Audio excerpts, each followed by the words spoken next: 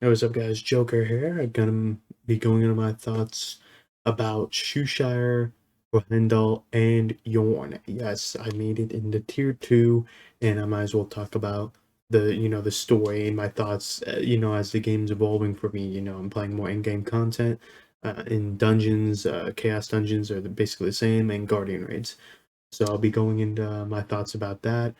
And yeah, I'm just going to be showing some gameplay too, so that's why it's going to be changing out of this screen.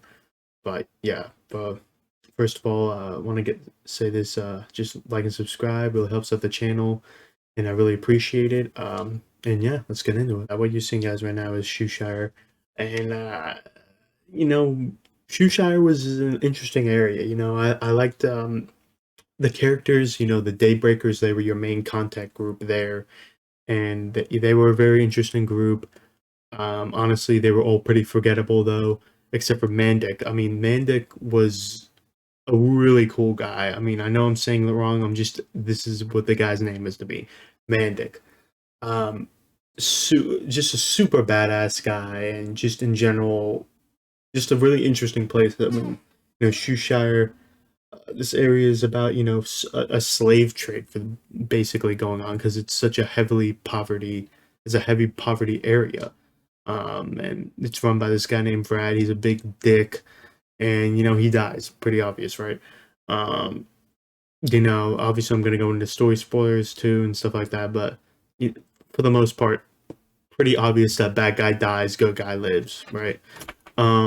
So yeah, on the story front, nothing really special, but I think Mandik as a character was really interesting. You started seeing a pattern. Like Rad was also a really cool character, really badass that you also really liked. Um, it's kind of interesting how, in the sense that the game kind of will sometimes have a really cool character that the zone really relies on in order to progress it. Um, for the most part, Shushire wasn't that bad. I think the frozen area was kind of interesting. Every game has a frozen area, and this Shushire's is that's the area.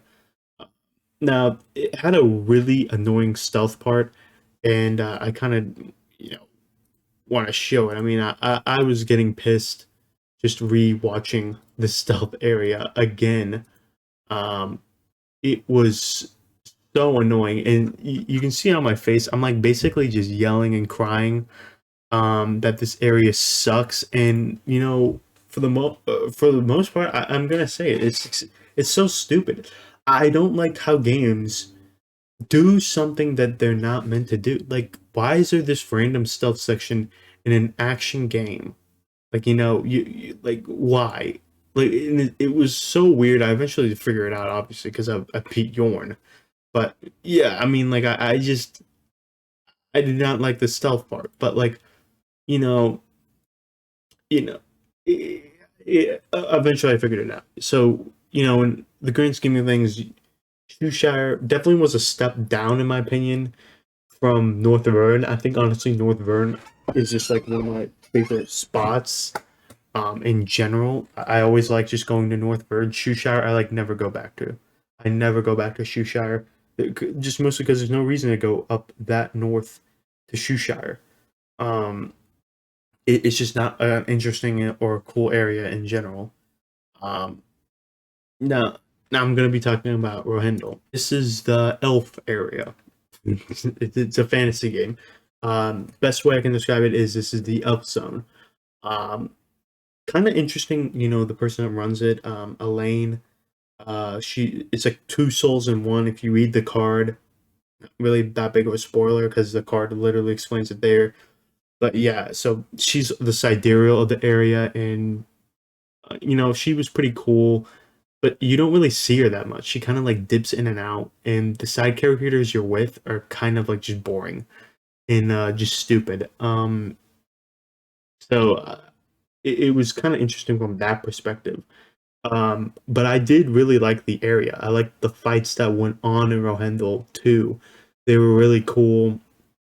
I think at the end when you're fighting Belshazzar, that is honestly the hardest, like just normal dungeon. Let me just make that clear. That I mean, it's not like hard. It's just like it's the hardest one, at least so far. I mean, like but these dungeons are all just like the base dungeons are jokes. So there's really nothing to worry about in that perspective. But I really like the Belshazzar fight, and so yeah, just going into it, and talking about Belshazzar. This is just this is the Abyssal Dungeon version, so it was a little more interesting, and I might possibly die in here, but that's fine. I mean, to be honest, the Belshazzar fight was not bad at all, mostly because when I play the Belshazzar fight, one of the mechanics with the meteors glitched because the guy who it targeted died as he got the meteor target. So the game glitched and never redid it, and it was basically just funny. But this fight was so cool. I mean, this was what I was like. This was just like a taste of what's to come, because there's going to be hard. I know there's harder dungeons. I've even seen the harder dungeons. They're more in the Fedian tier because basically give you a break in the Yorn tier. The Yorn tier one is both of them are just jokes. Honestly, the Belshazzar tiers is way harder. I don't know why they did that. There were like way less mechanics in those Yorn tier ones, and there were way more mechanics in the Belshazzar tier. I mean, like just what's going on here was more than anything in the Yorn tier. Just what happened right here. And that's crazy to me. I mean, it's fine, it's whatever, but yeah, I mean, honestly, like the thing I liked about Rohendel the most was that it opened up the tier to do these, and I loved these dungeons more. Not talking about Chaos Dungeons. I mean, Chaos Dungeons are a joke. You just go in there and do them. The Guardian raids are an absolute clusterfuck. I absolutely hate them.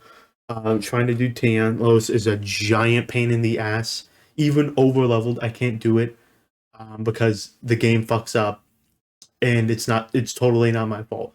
But yeah, I will definitely say the Rohendel tier, definitely the best Abyssal dungeon so far. But I have seen the Fedian tier, which looks really sick, and I think that's when 8-man opens up, and I can't wait for that. That's gonna be really sick.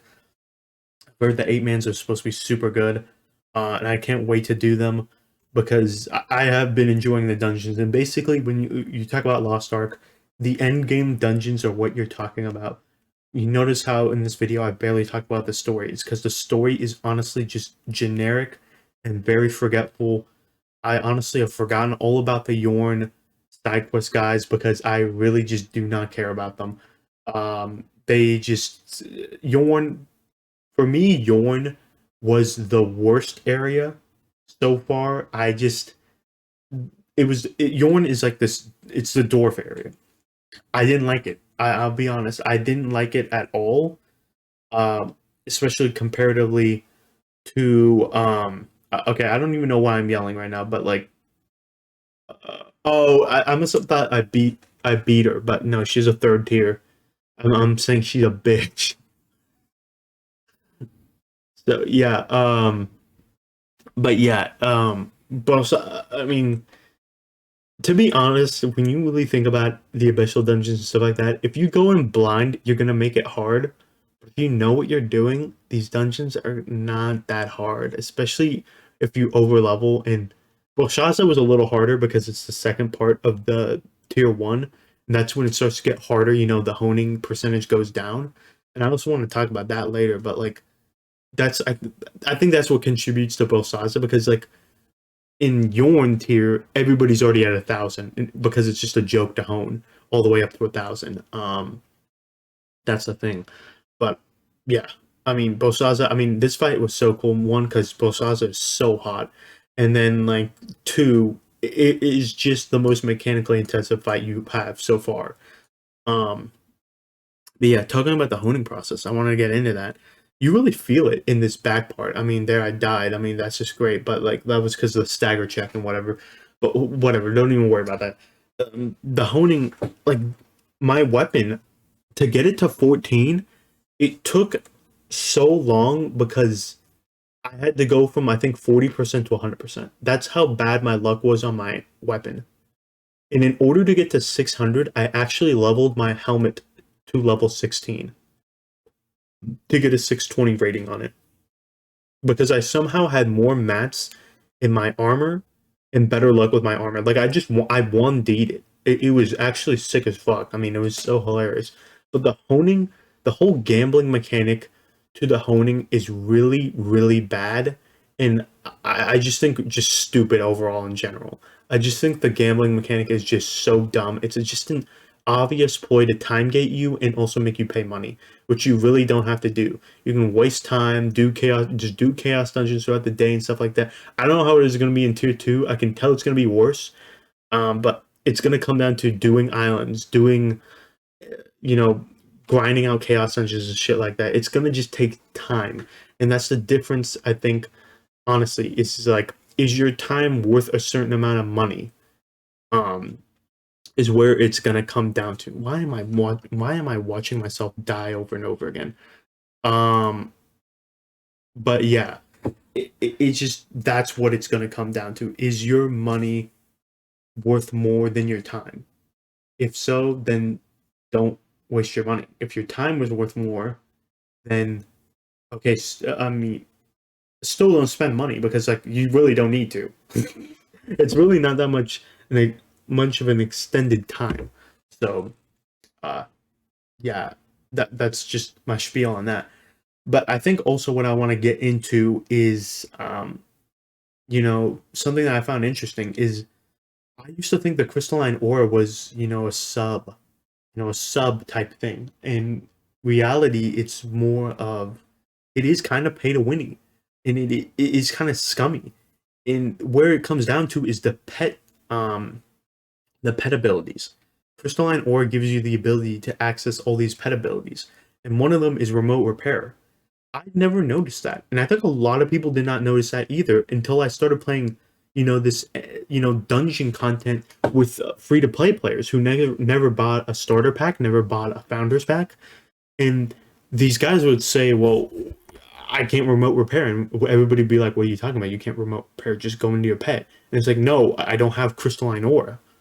And it's like, oh, yeah, you didn't realize, why am I still watching myself die? You didn't realize Crystalline Aura was that important. And why that's important is when you're in those later tier dungeons, the harder stuff where you're actually with a group, you're not just with a random group, you're with a set group and you're having to prog and, and like keep on progressing and stuff like that. And you're going to be dying a bunch of times. You're going to need a remote repair. How annoying is it going to be like, oh, I gotta go back to town. I mean, it's not gonna be bad if you have a set group. Obviously, people are gonna be like, okay, that's fine. But like, remote repair is just gonna be a convenient thing. Some people are gonna be dicks about it. Also, if you're matchmaking still and you somehow have groups that will stay with you, you're gonna be like, oh, I don't have remote repair, and then the group rolls apart.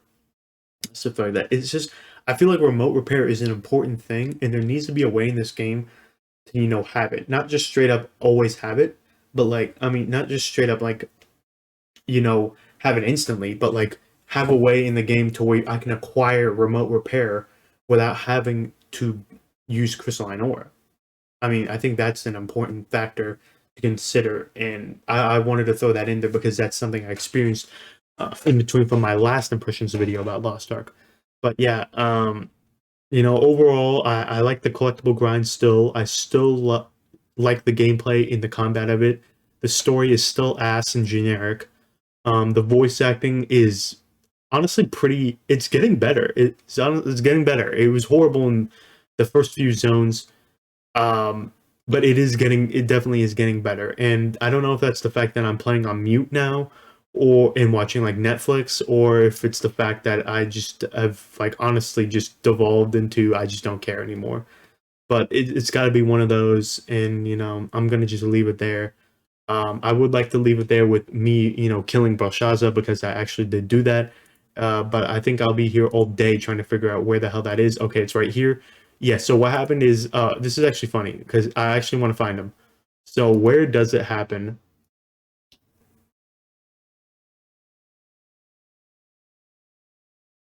Okay, so it's about to happen here. So what happens is it's 4. It's a storm set. This guy is going to get the target for the meteor, right? But he's going to die. So he died right there in that corner. And I blessed Aura. I mean, I don't Blessed Aura. The dude who gets the target, he's dead, right? He died right next to Bosasa, in Bosasa, basically. And then what happens is we had the targets, but no meteor. So we had nobody to aim our markers at, and just for the rest of the fight, the mechanic did not happen again, and none of us died. Well, I die, but it's like I die like going for the I go I die going for the dub right here. I have no potions, dude. I literally was like running around with 100 health, just like this for like I don't even know what happened. I just like started dodging like a god, and I've never dodged this hard in this game. Like I'll be honest, I don't know how I lived. I lived for like straight up like a minute with like no health, and like you can look at my face. I'm like, how the fuck am I even alive? And like we just go and we get the dub. I mean, I die of course, but like we get the dub. I mean, we get the W because look at me, yeah, man. It's stupid bitch. Yeah, but I think I'm just gonna leave it there. Like I said, subscribe, like and subscribe helps the channel out, and leave a comment down below. What's been your favorite part in Lost Ark, and keep it locked. I'll probably make another video going into my full thoughts, maybe after feeding. I don't know if that's the last story zone, but sometime in the future, I'll put a full video out on my thoughts and stuff like that. Probably when I beat the game, actually, that'd be a better full thoughts. There will be a feeding video because I heard feeding is really epic, so I might just make a dedicated video to that. But yeah, take care. See you later. Bye.